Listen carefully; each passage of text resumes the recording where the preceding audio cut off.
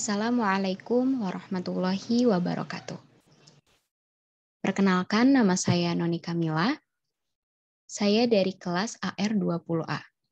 Hari ini saya akan mempresentasikan mengenai materi pertemuan pertama linguistik teoritis.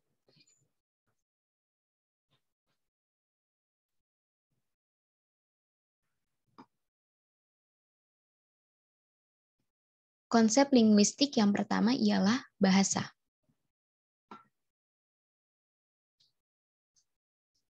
Bahasa atau disebut dalam bahasa Arab ialah al-lughah.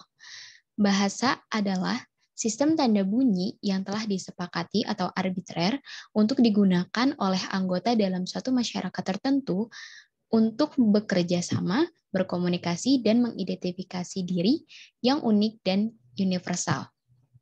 Perlu kita ketahui bahwa bahasa merupakan objek dalam bidang linguistik. Jadi linguistik akan terus meneliti mengenai bahasa. Kemudian ada unsur-unsur bahasa. Yang pertama, bahasa sebagai sistem. Apa itu bahasa sebagai sistem? Sistem di sini bermakna bahwa bahasa merupakan suatu rangkaian teratur yang berpola, sehingga membentuk suatu kesatuan yang memiliki makna dan fungsi. Yang kedua, bahasa sebagai bunyi, yaitu bunyi bahasa dihasilkan oleh alat ucap manusia sebagai bentuk penyampaian pesan. Sebagaimana kita ketahui bahwa bahasa merupakan media berkomunikasi manusia. Oleh karena itu bunyi yang tidak dikeluarkan selain dikeluarkan oleh alat ucap manusia tidak disebut dengan bunyi bahasa. Yang ketiga, bahasa itu arbitrer. Arbitrer di sini bermakna yaitu telah disepakati oleh sekelompok penutur ialah arbitrer, bahwa bahasa itu sudah disepakati. Dan bahasa ini dan arbitrer ini tidak wajib untuk sama, tapi arbitrer ini bersifat pilihan atau mana suka. Kemudian yang keempat, bahasa digunakan oleh kelompok. Sebagaimana kita ketahui bahwa bahasa digunakan oleh suatu kelompok penutur. Kemudian yang kelima, bahasa itu kerjasama, komunikasi, dan identifikasi. Sebagaimana telah disinggung tadi, bahasa itu ialah media komunikasi manusia.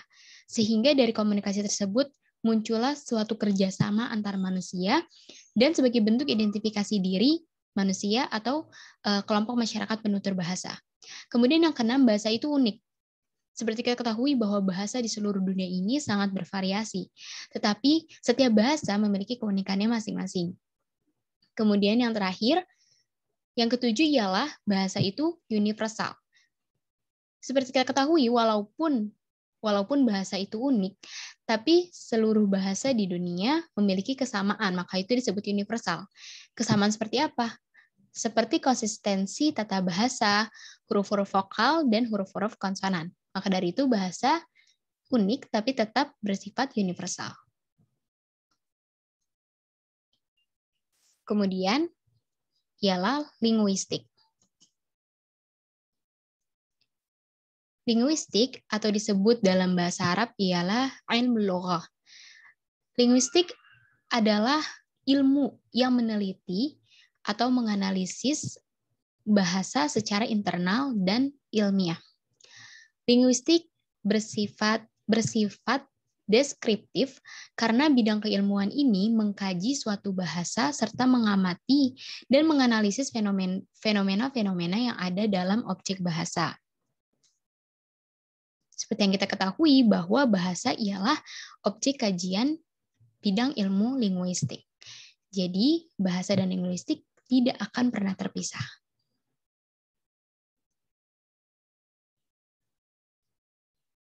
Kemudian ada manfaat linguistik. Apa sih manfaat linguistik?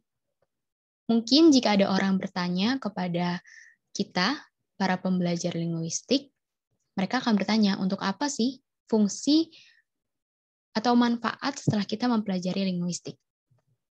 Mungkin saya di sini akan memberikan perumpamaan, yaitu adanya dokter spesialis mata.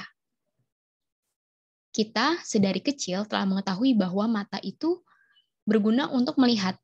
Tetapi untuk apa tetap ada dokter spesialis mata? Yaitulah manfaat dari ilmu tersebut, yaitu seseorang yang menguasai bidang itu. Ketika kita sakit mata atau ada kelainan di mata kita, maka ada orang yang ahli untuk membahas tersebut, untuk memberikan edukasi kepada kita. Begitupun linguistik. Jadi, jika ada orang bertanya kepada kita sebagai pembelajar linguistik, untuk apa mempelajari bidang ilmu linguistik? Yang pertama ialah mengobati kebutaan, kelainan, kekurangan, dan kesulitan dalam mempelajari suatu bahasa secara ilmiah. Kemudian yang kedua, dengan mempelajari bidang ilmu linguistik ini, kita mampu memahami fenomena kebahasaan secara teoritis ataupun ilmiah yang dapat diuji secara teoritis ataupun tidak. Kemudian, linguistik dalam tujuan penyajiannya terbagi menjadi dua bidang dasar besar di bawah linguistik, yaitu linguistik teoritis dan linguistik terapan. Ini dari sudut pandang tujuan penyajian linguistik. Yang pertama ialah linguistik teoritis. Linguistik teoritis yaitu membahas tentang teori-teori dalam ilmu linguistik secara deskriptif. Jadi kita akan mempelajari teori-teori linguistik dan membuka lebih dalam, menelaah lebih dalam linguistik secara teoritis. Kemudian yang kedua ialah linguistik terapan. Linguistik terapan ini ialah pengaplikasian dari kaidah-kaidah linguistik teoritis dalam suatu kegiatan nyata atau dalam satu kegiatan sehari-hari kita, seperti pengajaran bahasa, leksikografi, linguistik komputasional, dan lain sebagainya. Inilah linguistik teoritis dan linguistik terapan. Namun, kami di semester 3 masih hanya berfokus pada linguistik teoritis. Oleh karena itu, di sini saya akan membahas tentang kajian-kajian linguistik teoritis. Yang pertama ialah fonetik. Fonetik atau disebut dengan ilmu aswat dalam bahasa Arab. Fonetik adalah kajian ilmu linguistik teoritis yang mempelajari terbentuknya bunyi bahasa tanpa memperhatikan fungsinya untuk membedakan makna. Jadi dalam fonetik ini kita hanya mempelajari bagaimana suatu bunyi itu diproduksi oleh alat ucap manusia. Kemudian berikutnya ialah fonologi. Fonologi dalam bahasa Arab disebut dengan ilmu wazoifil aswat. Fonologi ini fonologi terdiri dari dua kata, yaitu kata fon bermakna bunyi, sedangkan logos bermakna ilmu. Oleh karena itu dapat kita simpulkan bahwa fonologi adalah kajian linguistik teoritis yang membahas bunyi bahasa dengan memperhatikan fungsinya sebagai pembeda makna. Berbeda dengan fonetik tadi, bahwa fonetik itu kita mempelajari bunyi tapi kita tidak memperhatikan maknanya. Karena kita hanya memperhatikan bagaimana bunyi tersebut diproduksi oleh alat ucap manusia. Tapi dalam fonologi ini, kita mempelajari bunyi, membahas bunyi, dan kita perlu memperhatikan fungsi dan maknanya. Kemudian ada morfologi. Morfologi dalam bahasa Arab disebut ilmu sorfi. Morfologi adalah kajian linguistik teoritis yang membahas tentang tata bahasa terkait bentuk-bentuk kata dan segala proses pembentukannya. Kemudian ada sintaksis. Mungkin kita sudah tidak asing bahwa dalam bahasa Arab, sintaksis ini disebut dengan ilmu nahwi. Sintaksis adalah kajian linguistik teoritis yang membahas tentang ilmu tata kalimat, ilmu tata kalimat. Sintaksis ialah ilmu yang mempelajari susunan kata atau kalimat serta bagian-bagiannya. Sintaksis juga mempelajari tentang bagaimana suatu kalimat terbentuk, seperti hubungan antara kata, frasa, klausa, kalimat yang satu dengan kata, frasa, klausa, dan kalimat yang lain. Jadi dalam sintaksis ini kita mempelajari bagaimana antar kalimat itu saling terbentuk atau masih saling berhubungan. Kemudian ada semantik atau ilmu dilalah. Semantik adalah kajian linguistik teoritis yang mengkaji tentang teori makna atau arti dalam suatu bahasa.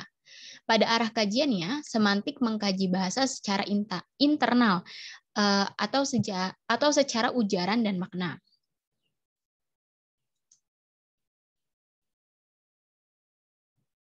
Kemudian ada pragmatik. Pragmatik dalam bahasa Arab disebut dengan ilmul lughah at-tadawuliyah. Pragmatik adalah kajian linguistik teoritis yang mengkaji tentang teori makna atau arti yang dipengaruhi oleh hal-hal eksternal bahasa. Sebelumnya, kita mempelajari hanya secara internal bahasa tersebut, tapi dalam pragmatik ini kita mempelajari tentang eksternal bahasa tersebut.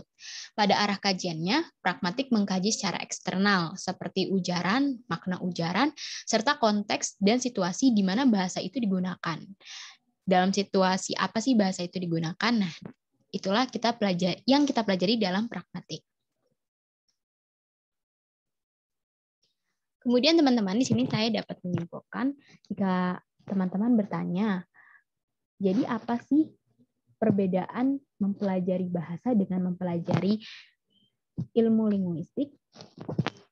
Teman-teman perhatikan tadi bahwa jika kita mempelajari bahasa, kita hanya menguasai 4 kemahiran bahasa, yaitu kemahiran bicara, kemahiran mendengar, kemahiran menulis, dan kemahiran membaca. Itu jika kita mempelajari bahasa.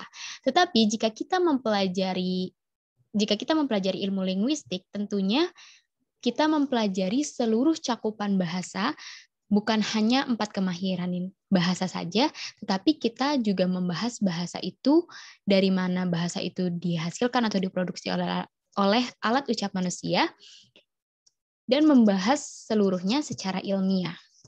Itulah perbedaan mempelajari bahasa dengan mempelajari ilmu linguistik. Baik teman-teman, di sini ada daftar pustaka.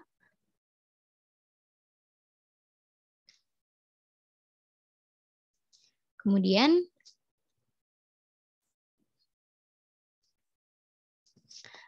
saya mohon undur diri. Saya mohon maaf apabila ada kata-kata saya yang salah dan kurang berkenan. Saya ucapkan terima kasih atas segala perhatiannya. Billahi taufiq wal hidayah. Wassalamualaikum warahmatullahi wabarakatuh.